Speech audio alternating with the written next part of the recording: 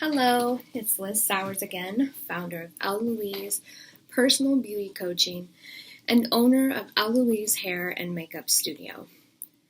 It's great to have you join me for the third video in my free workshop entitled The 5-Minute Makeover. So, in this third video, I'm going to outline the exact blueprint you need to create the 5-minute makeover. If you've ever been confused about all of the pieces that make up a beauty routine and how they fit together, and more importantly, what goes into creating massive success with your beauty routine, this video is for you. Maybe you're a busy woman and you aren't sure where to start, or you're a beauty pro that isn't getting success with their current routine. So, in this video, I'll show you how women like you and me can create the 5-minute makeover. Let's recap. In video number 1, we talked about how now is the right time to look good and feel better so we can have more confidence. Then, in video 2, we covered the first step to take so you can get started along the process. So if you haven't seen those videos, go back and watch them now and then come back to this one. Today, I'm going to build on what we've already discussed in videos 1 and 2 by giving you the complete, what I like to call, blueprint to create the 5-minute makeover. So, by the end of this video, you'll have so much clarity about a beauty routine and you'll see how everything fits together. Now, I'm going to share the step-by-step process of the 5-minute makeover. Once you use this, you'll never have to worry about your beauty routine again. It will all make sense. This will help you break free of that frustration, and it is key in helping you look great in less time so you can experience more confidence. We've got a lot to cover today, so make sure you've got your pen and paper ready so you can take notes as we follow along. Remember to download the PDF also. Anytime you're trying to create a new beauty routine, it can be hard. Because in the beginning, everything's new. Things like figuring out what products to use, what tools are best for the job, and making sure you're doing things correctly. Those can all be frustrating. And then you need to know the role that each of these play within the beauty routine. So it's not easy. On top of that, even if you have experience with the normal beauty routine, you're always looking for the 80-20. You don't have time to waste, so you want to find the 20% that's going to produce 80% of the results. So that's why the success path or the blueprint to becoming a beauty badass is going to save you a ton of time. This is the exact blueprint you need to create the 5-minute makeover. So go ahead, click the button down below to download your own copy of the success path to becoming a beauty badass. With that said, I need to warn you before we get rolling. Once you see the step-by-step, you'll be tempted to just dive right in and start doing it and just forget the video. Well, it gives you the complete overview, but I want you to make things easy for yourself by covering that 20% that we talked about earlier. So, although the success path gives you the highest level view, stay with me because I want to walk you through the 20% that gives you the 80% of the results. So, let's get into the meat and potatoes of today's video, starting with hair again. Here are the tools that you will need. You ready? Tools that you will need to create the hair that we're talking about in the 5-minute makeover. A hair rubber, that's what these are. Bobby pins. I'm going to stop right here and explain to you the difference. This is a bobby pin. Can you see it? It has one straight side and the other side is shorter and bumpier. This is called a bobby pin. This, some people also call a bobby pin, but it is not. That is not correct. Let me help school you here. This is called a hairpin. Why are they different? Look at them. Let's see. One is closed tight. The other is open and comes out of the box this way. Not that you've used it 1,000 times and now it's open.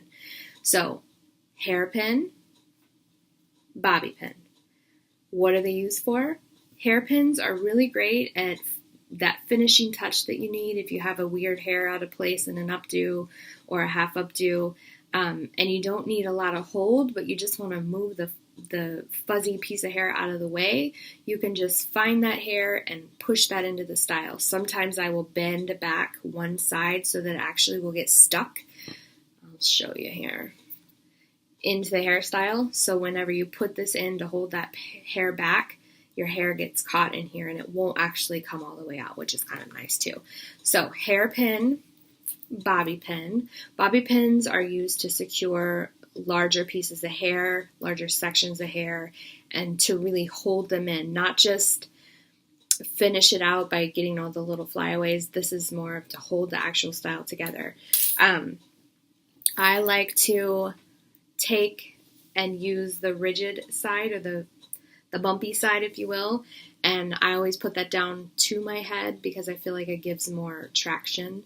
You can also, when you're doing a style, you can do a locking technique, which is when you already have one in, you can take the other one and crisscross it. That will give you a locking technique that will make your style last longer. So just a little bit of advice there. So let's review what we're using these things, now that you know what they are, what we're using these things for today. So again, you need a hair rubber, hair band, whatever we're going to call it. Please no scrunchies, just these. And please don't use a regular rubber band. If you can see, this is not a office rubber band. This is an actual hair, like it's got the cloth over it, so you cannot damage your ends, because a lot of times tying your hair up, don't tie it up wet, please. And also tying it up with a regular rubber band, the elastic can break your hair off. So this is what you need, a nice covered hair rubber is what I call it. Bobby pins, not hairpins, but bobby pins. You can use hairpins at the end if you need like a few pieces tucked in. A texture spray, which I love Pureology's Wind Toss texture spray. So this is going to plump up your hair, give it lots of movement. A hairspray, which I also use Pureology's finishing spray, soft finish spray. And a hot tool, which this is what I mean by a hot tool, something that becomes hot and you can curl your hair with it. If flat iron is your thing, if you've got that down, more power to you, girl. And then a thermal spray. I love Kenra's Platinum Thermal Spray. It is amazing. We'll go over why you use that in a little bit. So, hair rubber, bobby pins, texture spray, soft finishing hairspray or hard hairspray, thermal spray, and a hot tool. So, for my girls with textured hair, like me, that means wavy or curly, you're in an advantage here because you can skip the thermal spray and the hot tool and join back up to us when we are going through the actual technique of creating the messy bun. For my thick, straight-haired girls, you also have the option to skip over the part where we show you how to create that fake texture in your hair.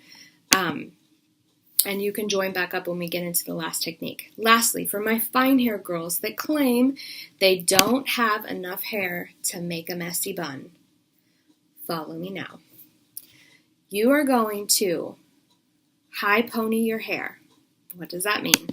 You're going to take all of your hair, I'll get my earrings out of the way, and put it up into a high ponytail. Now, how the ponytail looks, it doesn't matter at this point because it's not technically going to be there when we're done, okay?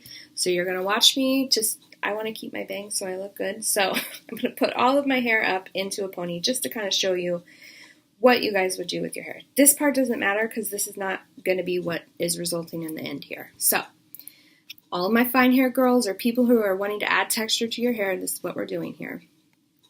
Put your hair up. Make sure your hot tool is hot. Mine is not because I'm showing you how to do it. Then you're going to spray your ponytail with the thermal spray, okay?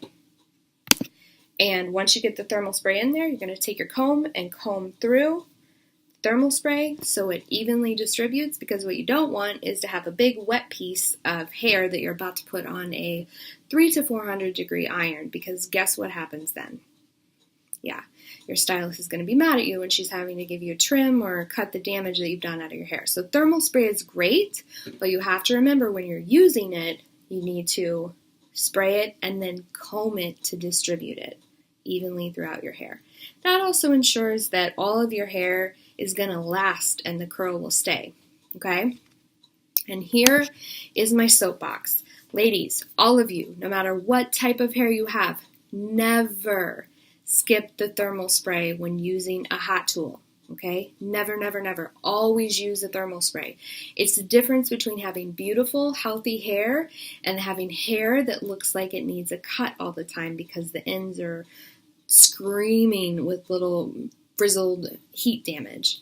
So, now, what's going to happen next is we're going to take the sections of your ponytail. Now, I have shorter hair, so it's not going to work as well, just to show you this. But this is how, and you can use this on the daily, like even if you're not going to do a messy bun, but you just want like really quick, like curls on your ends, and you don't want to have to like section your hair and do every single piece. Oh my gosh, I don't have time for that. So here is a time-saving tip. So pony your hair, doesn't matter what it looks like, just get as much into the pony as you can.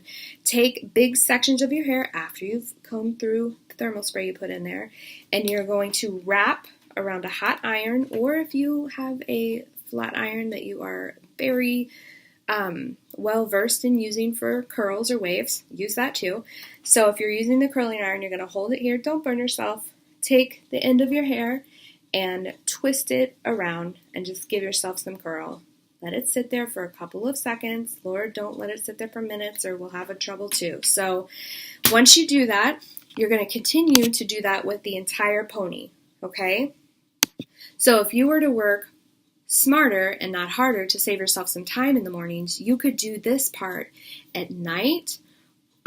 So basically, shower at night, blow dry, or if you're doing second day dirty hair the next day, at night you could do the pony curls where you pony it up, hair, thermal spray, twist the sections around all over the ponytail, and then you have these big ringlets in your ponytail. You could do that at night, and wear like a hair scarf or keep it twisted up in a bobby pin or something like this. Or you could do some wet to dry, or what they call heatless curl techniques, or use foam rollers at night. Whatever you do. To save time in the morning, this could be things that you prep at night so that your hair is ready for this at the morning. So that just gives you a little bit of an idea of what you could do. So the next step is now, once we've got those curls in, we're going to take down our ponytail. All right, we've taken down our ponytail, and we've got all these nice little curls at the end, because we don't need curls up here, because when we do the messy bun, this stuff is going to be slicked back in the ponytail anyways, or kept back in the ponytail. So really all you need is a texture like from ear level down, which is what's left out of the ponytail and what you have just curled, okay? So that gives you an idea of what we're doing here. So once you've taken everything out of the pony and you have your little waves, or whether they're tight curls or waves, depending on what size of rod you use, that's your choice. I choose to have big waves. Some women want the little tiny curls to give them more texture. There's no wrong way to do that. Well, there are wrong ways, but there's no wrong way to choose the size rod that you want to do, okay? So now comes in the dry texture spray. Now, again, I'm speaking to all of those fine-haired ladies. If you have thick curly hair or textured hair, or you have stick straight, super thick hair, and you chose to skip all of this heating section where we're adding some of that texture in there, that's okay. You can listen and learn. But really, I'm screaming out here to my fine-haired girls that need extra oomph. Okay, so now once you've dropped those pony curls, you're going to take your dry texture spray. Now you can use a dry volumizing powder. Some people have those little powders that you can, Big Sexy has one, Kenra has, but every line has one. It's a dry texture powder that you like tap for volume.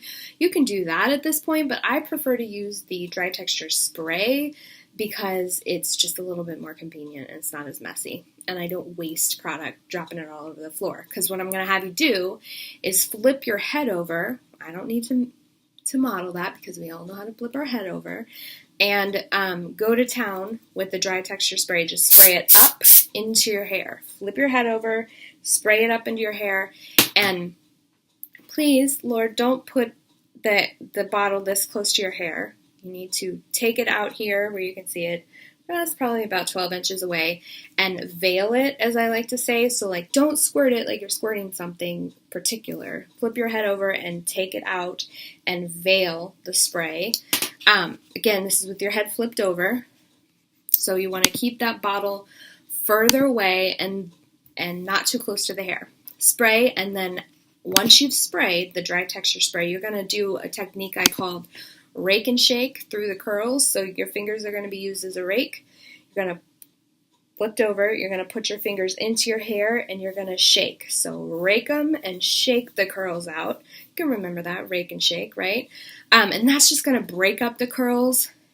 And doing that with the dry texture spray or the dry texture powder in your hair, that's going to make that spray and powder grip all of these little pieces of texture that you've now created, and it's going to make your hair feel bigger and more voluptuous.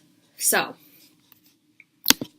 now, everyone join back up with me here, all the ladies. We flipped our head back over. Now, we're all starting at this point with the same amount of texture in our hair.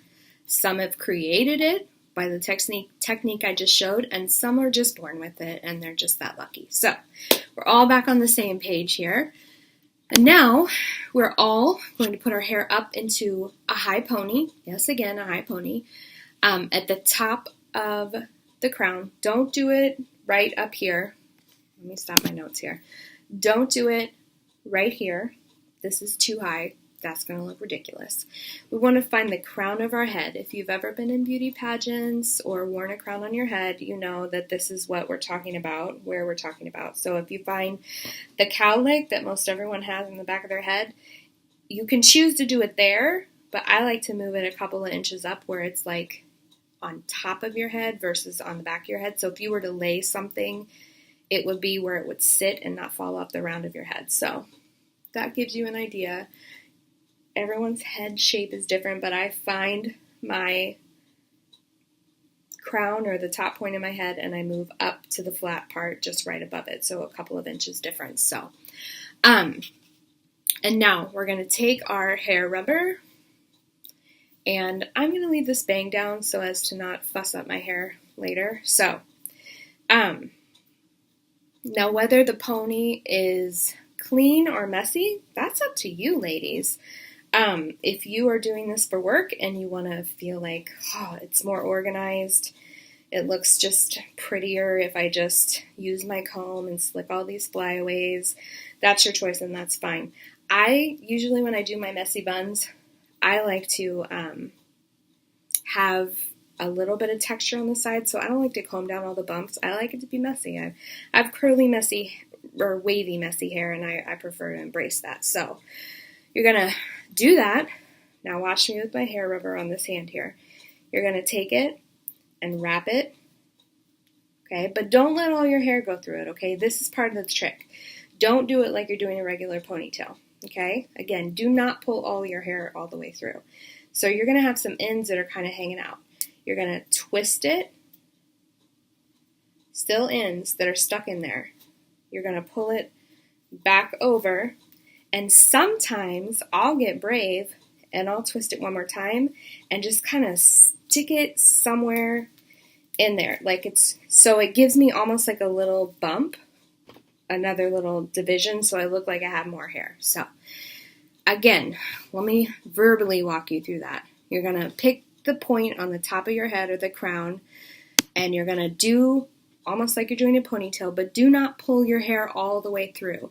You're going to leave some ends out, and you're going to wrap it once or twice. It depends on how big your hair is and how much you can fit into the rubber. So this is a step that gives you the foundation for the messy bun. Now, I know what you're wondering. Do I smooth the sides and the top out and make it bumpy and full? Well, again, like I said, that's up to you, ladies. If you want to slick it out and make just the fullness in your bun, that's fine. Or if you want to pull it out, if you want to leave a bang out like this is your own. Whatever's going to work for you, make it work for you, okay? You decide. Now, there are tail ends that are sticking out here. So this is the point in time where we're going to take those bobby pins and we're going to pull those tail ends And I like to open my bobby pin and put the hair right in the middle and then take it and pin it. And it was that easy. So those ends that we left out that were like flying away like that, I just twist it a little bit, put the pin on it, and push it in. That's all I do. So now those are secured into the style and you don't have to worry about it looking a hot mess. So now what I do, this is what makes it the big messy bun.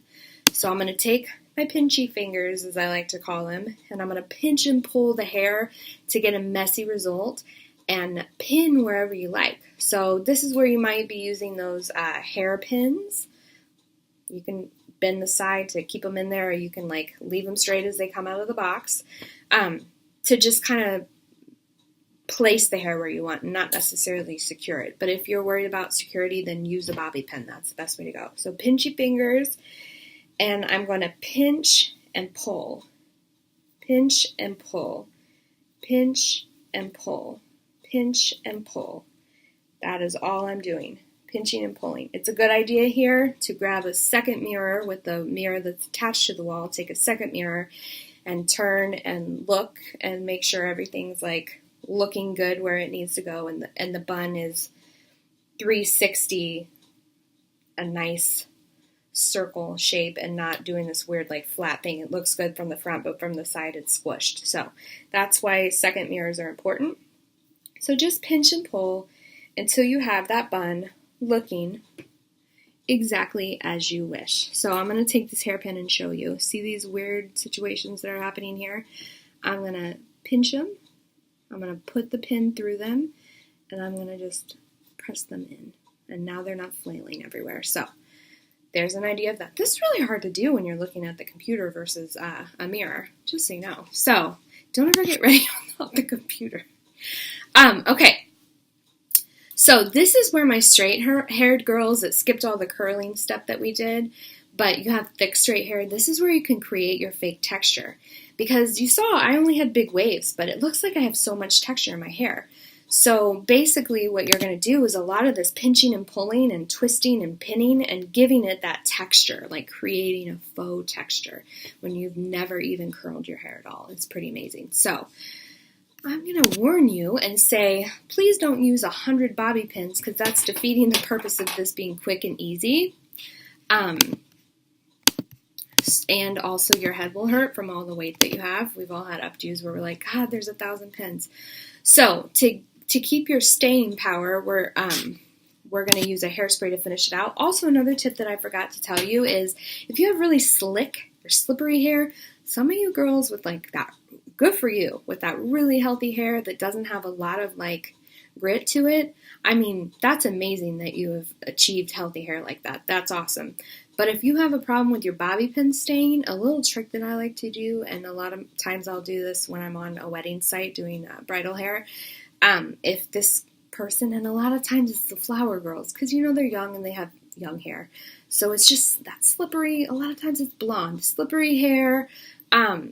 You can take your hairspray and spray your bobby pins, let it sit, and use that when you poke them in there, and that will kind of help give it a little grit. Sometimes I've used texture spray if I'm in a pinch, but just something to give it a little stick and a little grit to it. So just another little tip there. So like I said, finally we're going to do the finishing touches.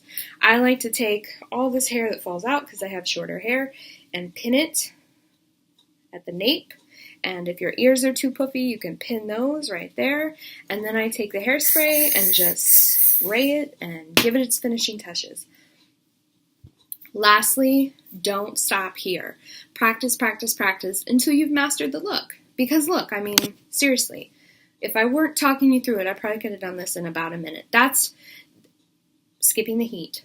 That is what I mean by a 5-minute makeover. So this hair should take 1 of the minutes that we have in the steps here, which is why I said, like, if you're someone with fine hair and you want to keep to the 5 minutes, you could prep your hair at night. So that's kind of where that time saving comes in, okay? All right, so like I said, when executed the way it should be, that only takes about a minute, roughly. So now let's get into the face. So I'm going to move my stuff out of the way here to the techniques used for the face. here are the tools that we're going to need. You ready? Like I said, I like a tinted moisturizer. You don't have to use what I use, just so you know. I use Senegence because I sell it and use it for bridal stuff. So Senegence, their tinted moisturizer is color correcting, which is why I like it. Like I told you, I have hyperpigmentation, and I need something, and a little bit of redness through the forehead, and I need something that's going to go in there and moisturize, but on a tinted level, and actually correct some of my color issues that I have. So I choose Senegence. There's other brands out there. Unique has a really nice BB cream. So tinted moisturizers, you can use a BB cream or a CC cream. Those are all great. CC creams are color correcting creams. Let's see, what else? MAC has a BB cream. There's a couple of other ones. What are the other ones I've used? Tarte, I believe, has a tinted moisturizer. So whatever brand that you like, I'm not trying to sell you anything here. I'm just trying to explain what I use. Find a tinted moisturizer, preferably one that's color correcting, so it skips a step for you. Now, some people like to use their fingers for that. I'm one of those. I like to have the warmth of my hands melt the product down a little bit and get deeper into the skin. Others prefer to use a beauty blender, so that is what this is. And then sorry, you can hear the UPS man. And then some people like to use a foundation brush or some kind of a brush that has short bristles that are packed tightly together. That's going to give you the best like airbrush kind of look, because you can buff with it and you can stipple with it. So, lot going on here. Oh, and then a concealer too. Again, I use the Senegence brand, so this is what's on my face. But any kind of concealer that matches your skin, not lighter, but that matches your skin is what you're going to need. Next would be mascara and if you choose a mascara primer. So I have those. And then a cheek stain, which I will show you. This is what I use for a cheek stain. I use Senegence. I love Senegence's or any cheek stain for that matter, because quite honestly, a tiny, tiny, tiny little drop will go forever. So this thing will last forever, okay? And then I choose to use my fingers to blend that in, or my beauty blender, but some people like a blush brush, so that's fine too. And then a lip gloss, a tinted one. I like to use this like little blush kind of, I don't know if you could see. It's not clear. It's a little bit, it's called sand, but it's like a brownish pink with a little bit of shimmer in it. So lip gloss, that's the next thing.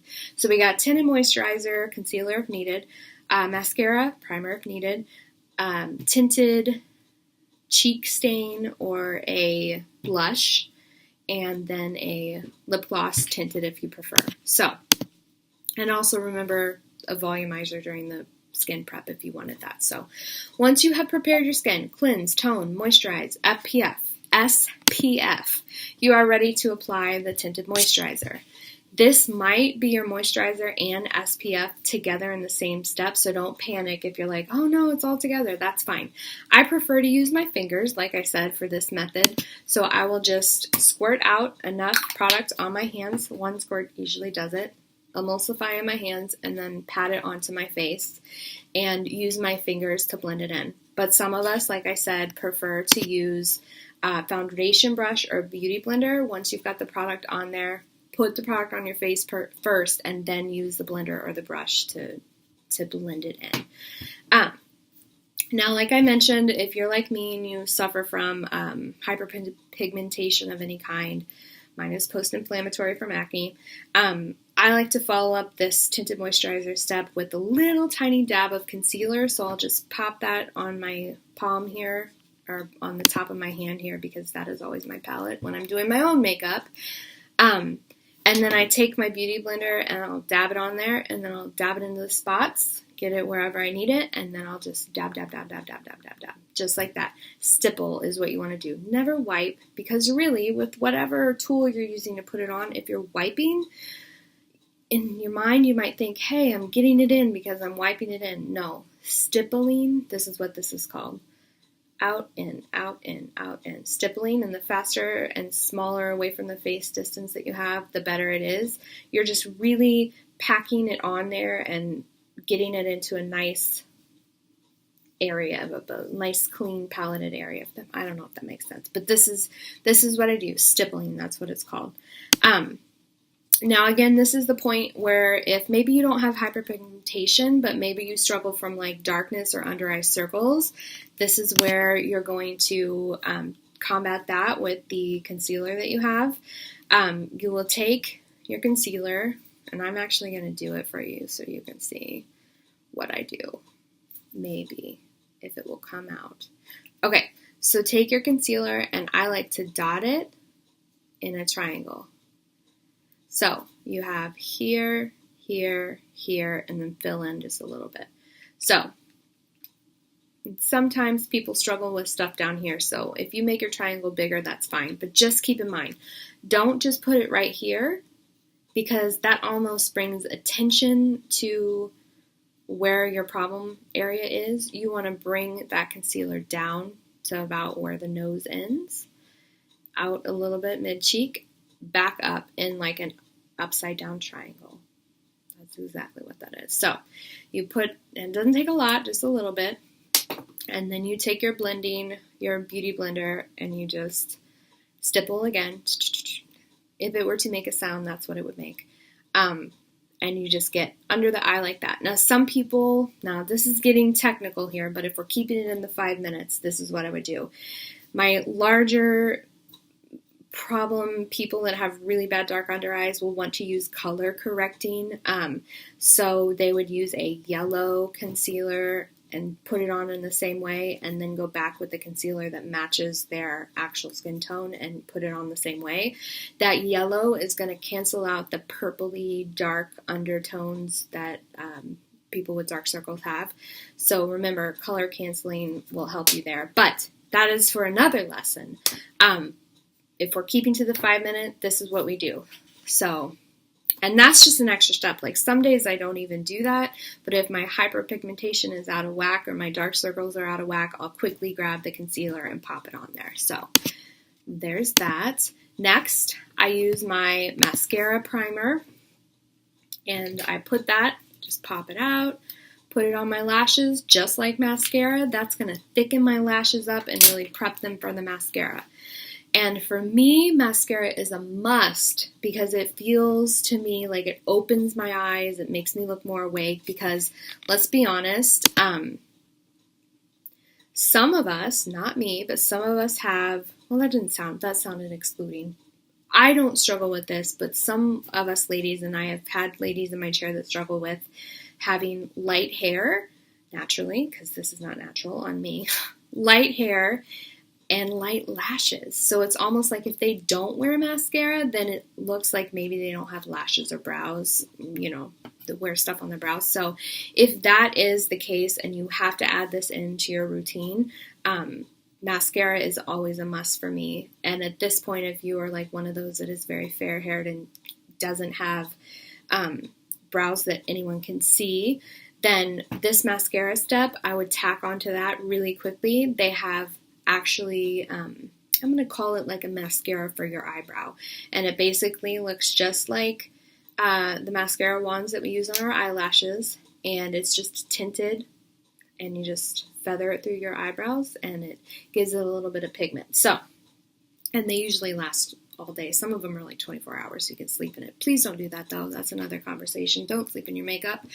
Again, it goes along with the skin prep. So, I digress. Back to lashes. You have put on your lash primer, your mascara primer, and now you're going to put your mascara on. Halt. If you are one whose lashes grow out or down, which is everyone, just to be honest, I've never met a girl that has lashes that grow like this naturally.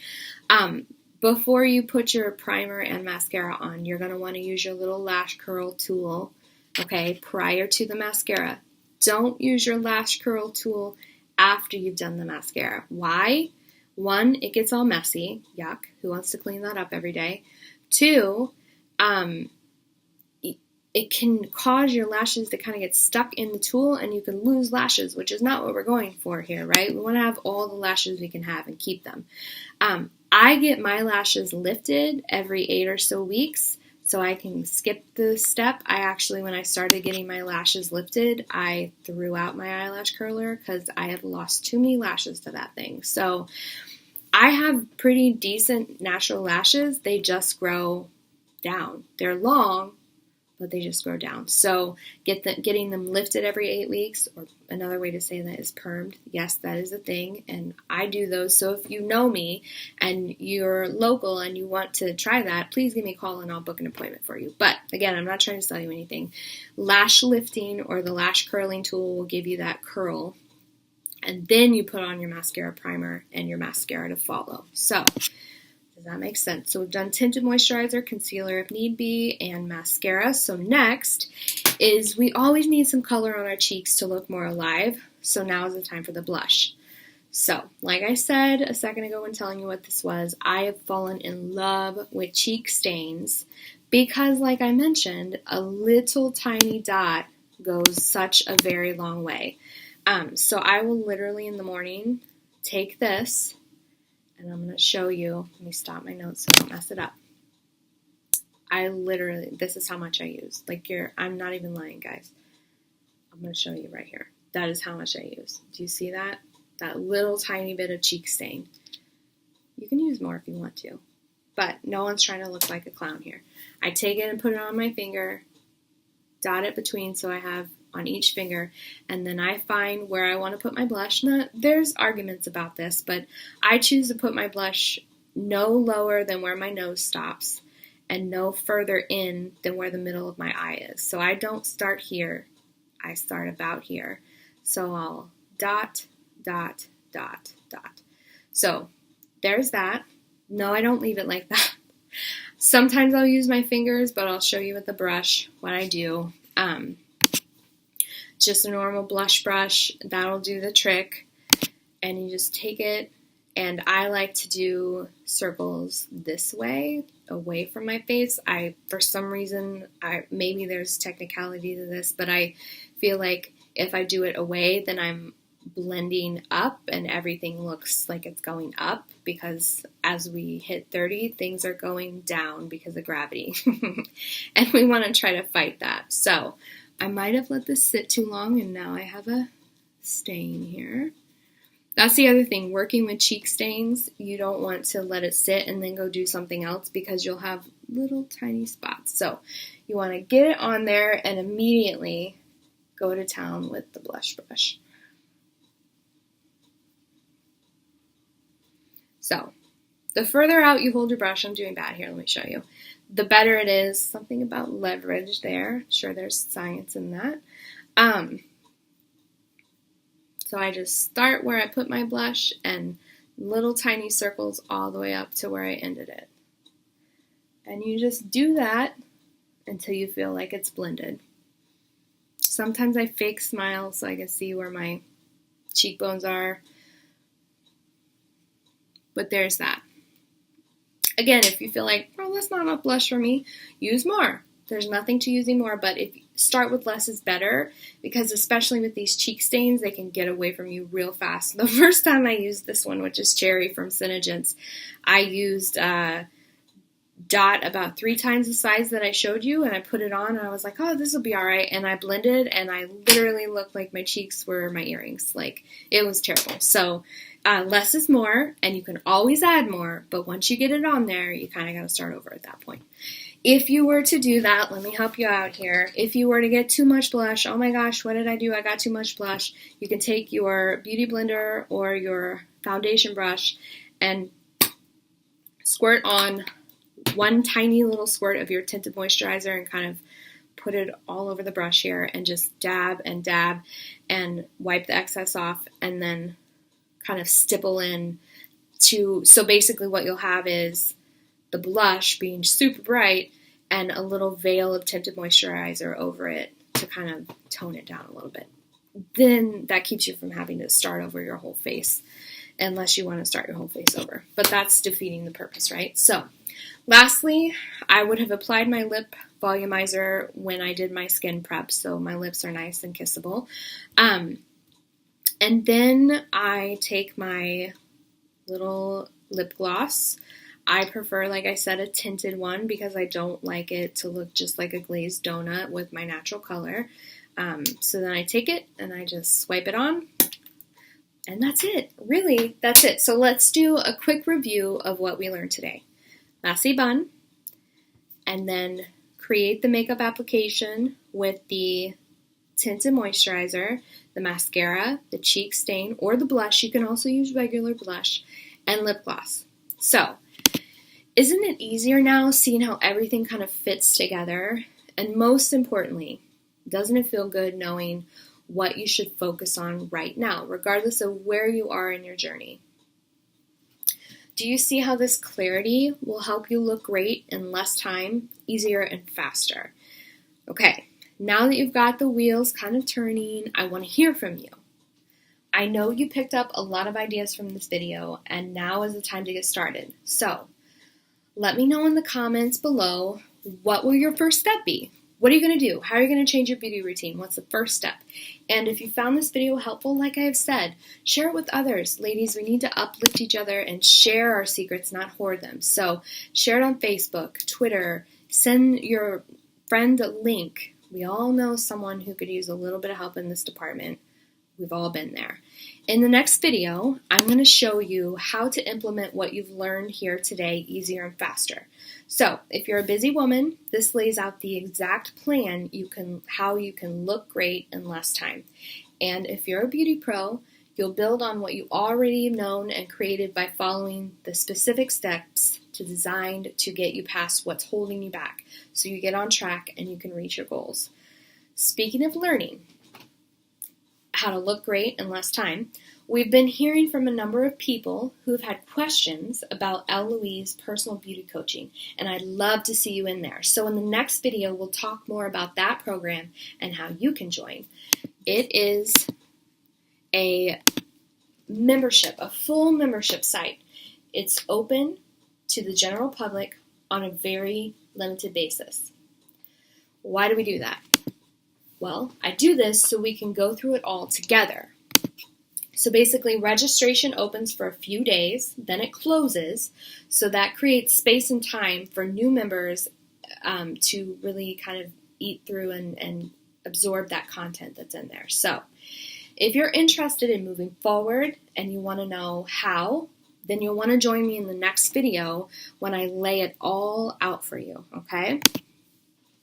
But for now, I want to leave you with this. Just by taking part in this workshop, you're already closer to knowing how to look great in less time.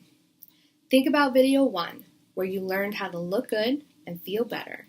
This training alone has shown you how to have more confidence in your hair and makeup skills. And it's amazing how simple it can be once you have the steps. Then you made big strides in video 2, where you saw how to get started by knowing about the tools and products that you can help to hone your skills. And that's huge. And knowing this will continue to pay off from now into the future. And today you got the complete success path so you can create the 5-minute makeover for yourself at home. Isn't that easier knowing every step along the way? To make it even better, we cut to the chase so you know exactly what gives you the bigger, better results faster with less demand on you. In just a few days, you've learned so much about how to look great in less time. And in the next video, I'll share with you the next step on your journey. I'm so excited about what's in store for you. I'll see you in the next video.